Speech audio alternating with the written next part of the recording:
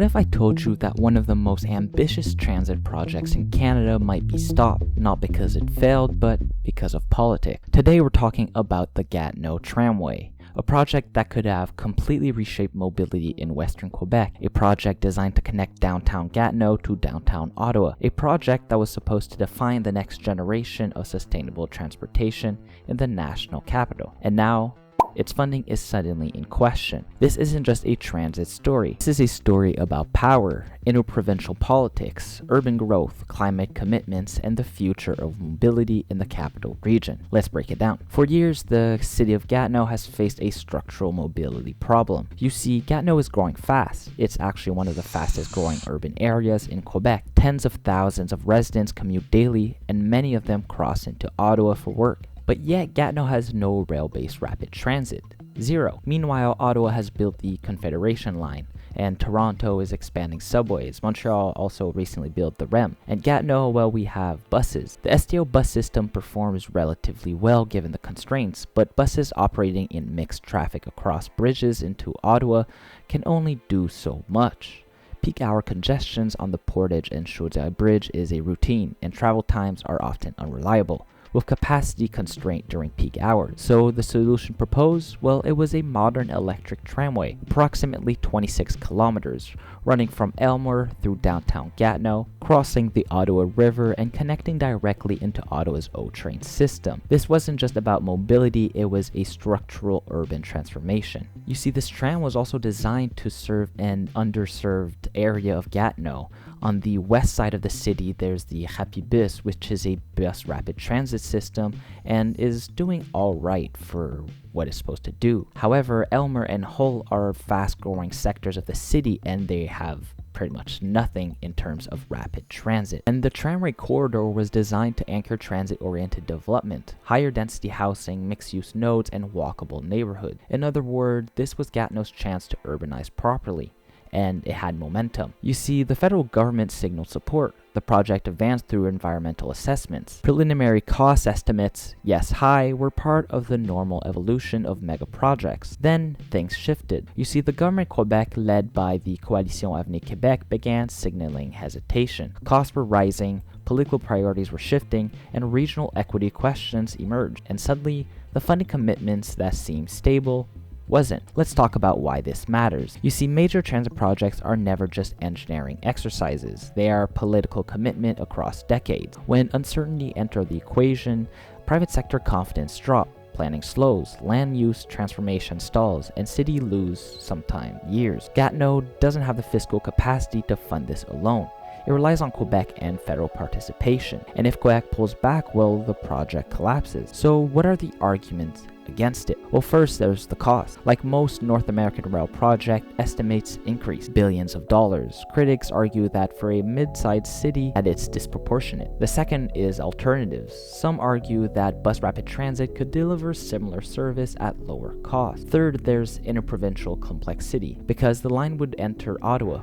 Coordination with Ontario and federal agencies add layers of governance risk. But here's the counterpoint. Cost per kilometer in Canada is high, yes, but per capita, Gatineau's corridor demand justifies high-capacity transit. They plan to start with around 30,000 people who will be using the service at opening. Now, for a tram to be very viable pretty much, there would need to be around 50,000 transit users per day. So while 30,000 a day is a bit low, the bus rapid transit system would be overfilled within a few years. Downtown Gatineau also has one of the highest concentration of federal employment outside Ottawa's core. The Aylmer corridor is dense and constrained. Bridges are choke points with limited expansion potential. You can add more buses, but at some point you hit physical limit. Rail isn't just about today's ridership, it's about 30, 40, 50 years of growth. And here's the key strategic issue. If Gatineau does not build rail now, when land along the corridor is still developable, it locks itself into a car-dependent sprawl for another generation. This isn't theoretical. Transit infrastructure shapes urban form. Look at Calgary, look at Vancouver, look at Montreal. Rail drives density, and density is how cities become financially sustainable. But let's zoom out for a bit. Quebec has recently invested heavily in transit, for example in Montreal. The REM is transformative. Quebec City is also possibly pursuing its tramway. So when Gatineau's project faced hesitations, residents ask, Why are we different? Is it because we're smaller? Because we're across the river from Ontario? Because we're politically maybe less strategic? As the fourth biggest city in Quebec, though, Gatineau still holds an important part of the population pie. But here is when things might get more interesting. You see, the National Capital Region functionally is one metropolitan area, but institutionally it's very fragmented. There's 2 provinces, 2 transit agencies, federal oversight, and different funding frameworks. Gatineau's tramway would be one of the first true interprovincial urban rail integrations in Canada, and that's ambitious. But ambition always comes with risk, but it also comes with opportunity. Imagine stepping into a tram in Elmer, gliding through downtown Gatineau, crossing the river seamlessly, and connecting directly to Ottawa's LRT. No bus transfers, no bridge congestion, and no diesel exhaust. That changes commuting behavior.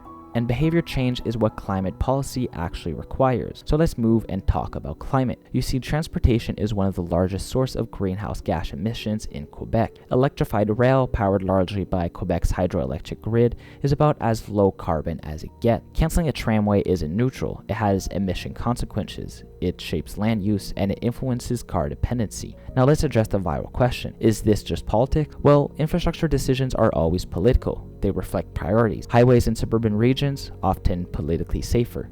They distribute benefits geographically. Urban rail, concentrated, visible, symbolic.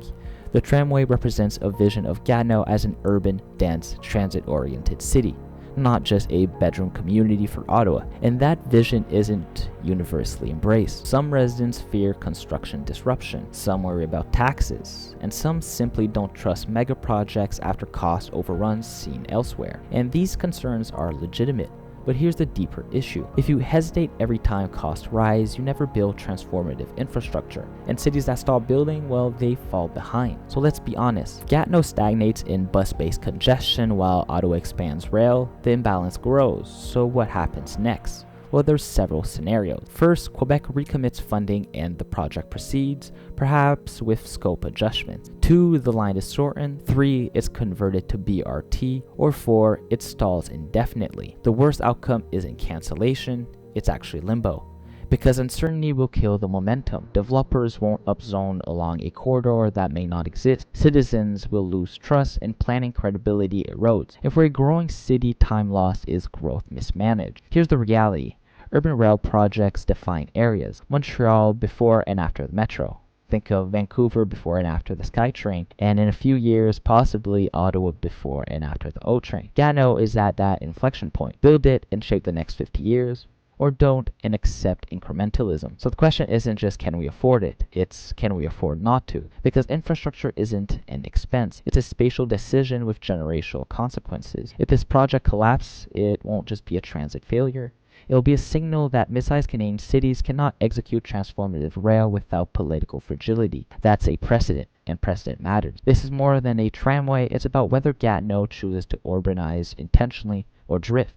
And the decision is happening right now, but it's out of the control of the city. So here's what I want to know. If you live in the National Capital Region, do you see this as essential or excessive? Should Gatineau build rail or double down on buses? Because one thing is certain, whatever happens next will define the mobility future of Western Quebec for decades, and we're watching it unfold in real time. Make sure you like, comment, and subscribe, and I'll see you on the next one.